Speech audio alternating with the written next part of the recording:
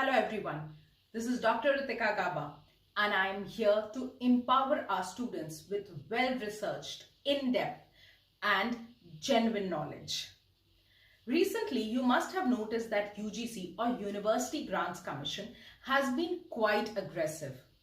Under the great leadership of Mr. M. Jagdish Kumar, they've come out with a number of reforms lately. Like they've reformed and come out with a draft of new PhD regulations. They've even reformed the CUCET, that is the Central University's Common Admission Test. They've even tried to come out with a regulation so as to collaborate with foreign higher educational institute so that they can together provide dual degree or joint degree to students across. Today in this video, we are going to deliberate, discuss and understand yet another Big Bang reform by UGC. A reform which, if implemented as planned, can change the landscape of higher educational industry. A reform which is going to massively influence all the students and PhD aspirants who are planning to do a higher education from India. Yes, friends, we are talking about the new guideline released on 13th April 2022 related to pursuing simultaneously two academic programs. Before we get into the details of understanding what these guidelines are and what this new regulation means for the student, let us understand why so many reform and why this particular reform has been released by UGC. So if you remember, in 2020, the Ministry of Education had released the new education policy.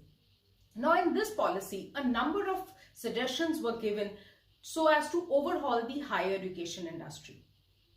For all those who do not understand what higher education industry is, for them, briefly let me explain the structure of the Indian education system in India.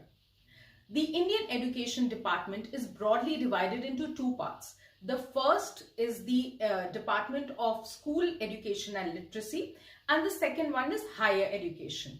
Both these departments are together controlled, or the apex body of handling both these departments is our Ministry of Education.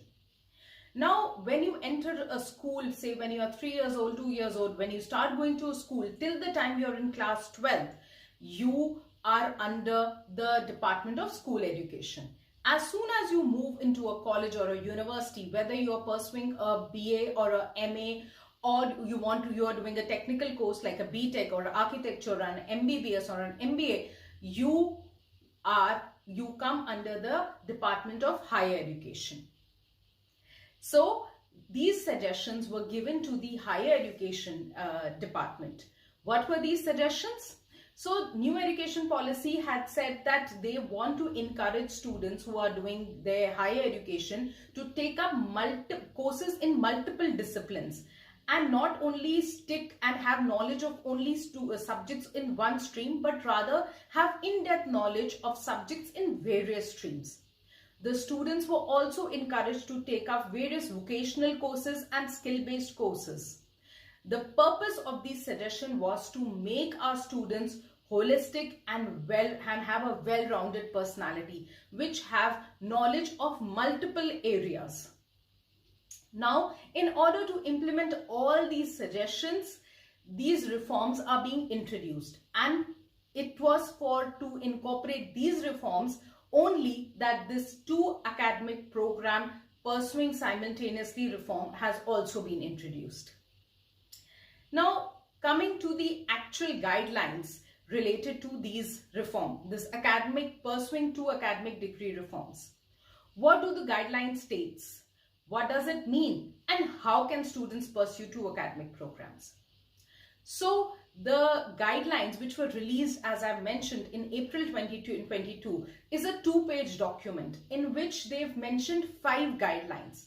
The guideline 1 says that in India, students, if they want to, after April 2022, they can pursue 2 UG or 2 PG programs. Yes, you've heard me right. Till now, you were doing 3 years of UG and 2 years of PG, or unless and until you were doing a 4-year or a 5-year BTech PG program. So till now in India, as I said, you were doing a 3-year UG and a 2-year PG program. But now if you want to, this is not a compulsion, it is just an option given to the students. If you want to, you can simultaneously pursue 2 UG and then maybe later on 2 PG programs as well. How can you do it? UGC has provided you with 3 ways. In the first one, you can pursue, for example, if you want to pursue 2 UG programs, you can pursue both of them in physical mode, where you actually enroll in 2 full-time programs. Now, in one of the interviews, Mr. Kumar had explained that students can do this by enrolling themselves in, say, a morning course and in another one in an evening course. Ideally, you can do this in the same university or in a university which is physically close to your first university. Why? Because UGC has said that even if you're pursuing 2 UG courses or 2 PG courses simultaneously, it is important that you are physically present in both the classes. And for that, it is important that your classes in both the courses do not overlap. So that is only possible when the timings of the classes are different. And obviously, if your universities are not physically close to each other, they are in different cities, then it is not humanly possible to attend both the courses together. So this is just one suggestion. How universities would encourage you to take admission in 2 courses physically is yet to be seen. Maybe they can come up with some more innovative ideas to encourage you to pursue 2 courses physically. Now moving on to the next way. So in the next method, they've said, UGC has said that you can pursue 2 courses simultaneously by doing one in a physical mode and the other one in an ODL or open distance learning course. That is the online course which you know. And in the third method, they mentioned that you can do both your courses, both your programs through an online medium or ODL.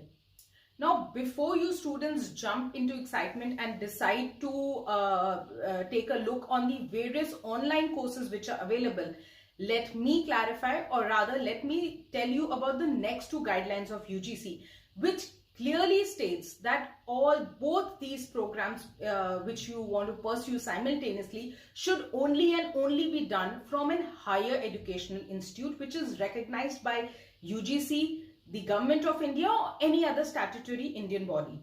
You cannot do these courses through the normal online edutech companies which are offering the online courses. Even the online courses or the ODL courses should be recognized by either the Government of India, UGC, or any other statutory body. There are times when a university is recognized, but the ODL or the distance learning course which they are offering does not have a approval by UGC or any other body. So please be careful when you're opting for an ODL course or even a degree course that all of them have the required recognition from a statutory body in India. Okay, now if in case you want to ask me that you've already completed 2 PG courses simultaneously prior to the release of these UG guidelines, will they be recognized? No, they will not be recognized. In the 5th guideline, UGC has clearly mentioned that only the courses which you pursue simultaneously after the release of these guidelines would be recognized by them. Now let us talk about how this regulation is going to impact the PhD aspirants.